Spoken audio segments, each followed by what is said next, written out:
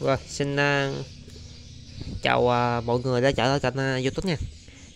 Và hôm nay mình sẽ chia sẻ các bạn một cái video nói về một cái mạch để ứng dụng.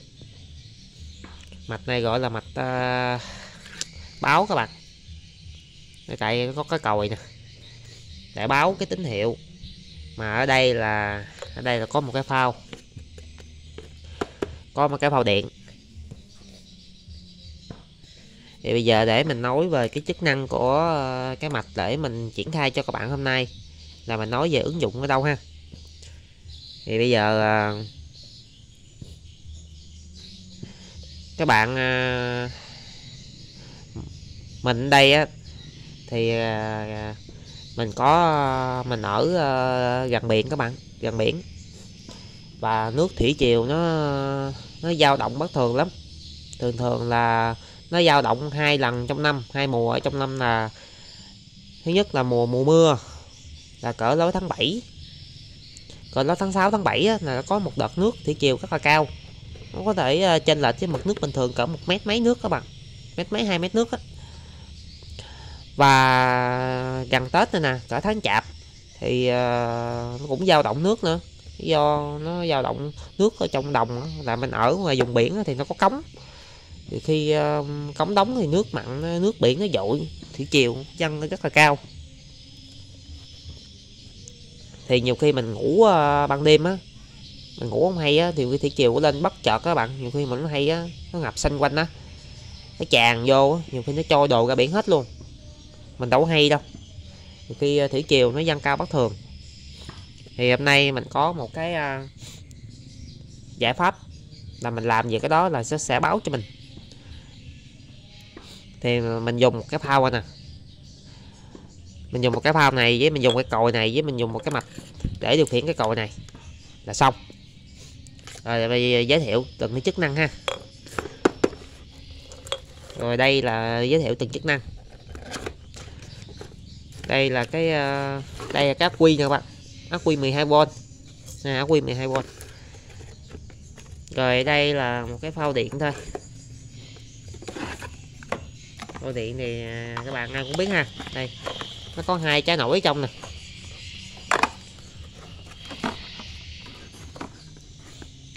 Rồi đây là phao điện nè các bạn. Thì khi mình kéo cái cọng dây này xuống á, thì tiếp điểm trong đây nó thay đổi trạng thái, nó có chân thường đóng và thường mở đó. Đây là tiếp điểm của phao. Rồi tiếp theo nó mình cần một cái còi này ở trong xe máy nè, ở trong xe máy của đèn xi nhan đó các bạn. Còi là còi 12V, và ở đây nó ra 3 cộng là do cộng đen là mình đấu vô cực âm, còn 2 cộng này giờ nó như nhau. Một cái dây là mình nối cho xi nhan trái và xi nhan phải, thì mình xài dây nào cũng được, hay mình chập 2 dây lại nó cũng được, không có gì các bạn, xài 1 dây cũng được. Đó là cái còi. Tiếp theo nó là một cái mạch này nè, quan trọng nè. Mà đây là cái mạch đa hài. Mở đèn led lên. Đây là cái mạch đa hài rồi các bạn, đa hài. Thì mạch này có nhiệm vụ là nó đóng cắt cái rờ le nè. Đa hài dùng 2 con tụ 2 transistor để nó dao động đa hài với nhau á. Mạch này mạch đèn chớp nè, nó dao động chớp qua chớp lại đó, thì mình cho nó cấp nguồn cho relay 6V này nè, đặng cho nó đóng cắt cái tiếp điểm rờ le nè. Tại các bạn biết sao, khi mà cái còi là mình ghim điện 12V vô á, là nó kêu hoài luôn, nó kêu không ngắt, nó kêu liên tục luôn, rất là chói tai các bạn.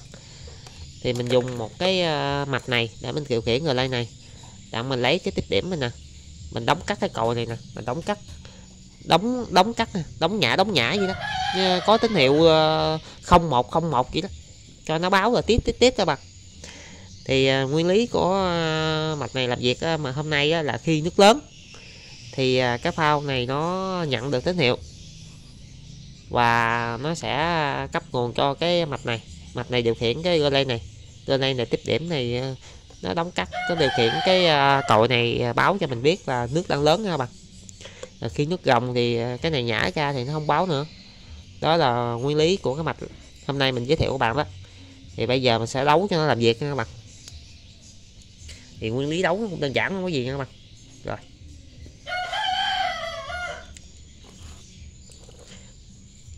đầu tiên là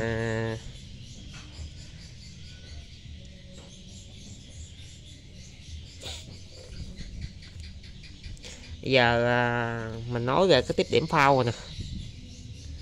Thì bây giờ á là mình xài cái trái nổi, cái hai cái phao nè. Thì các bạn thấy nè, nó có cái chân nè, A1 A2 với B1 B2 nè. Ở trạng thái mà mình không có tác động cái cọng dây nè các bạn, mình để nguyên luôn đó, mình không có tác động, là A1 A2 nó sẽ là thường mở và B1 B2 nó sẽ là thường đóng, là mình không có tác động cái tiếp điểm này đó, không có cọng dây nè. Thì khi mình thay đổi, mình giật xuống đó, mình kéo xuống gì là tiếp điểm nó đảo trạng thái ngược lại, là A1 A2 nó trở thành thường đóng và B1 B2 trở thành thường mở nha các bạn. Rồi thì bây giờ nguyên lý là nước lớn là sao. Thì bây giờ á mình cài cái mực nước, ví dụ như bình thường nước mình nó giật cái nước gồng á thì nó kéo cái phao xuống nè, hai cái trái này nè. Đó, mình cột hai cái trái phao này cho nó kéo xuống.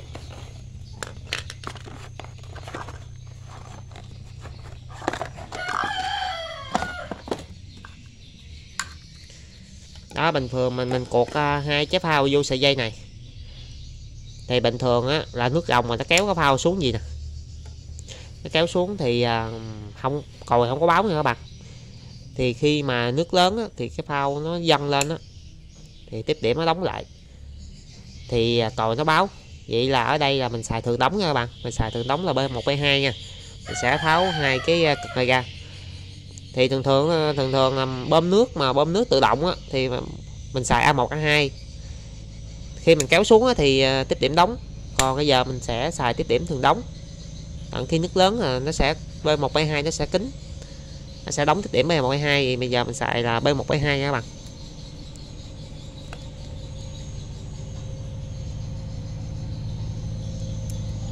Rồi, bây giờ mình sẽ đảo cái cực này qua B1 B2.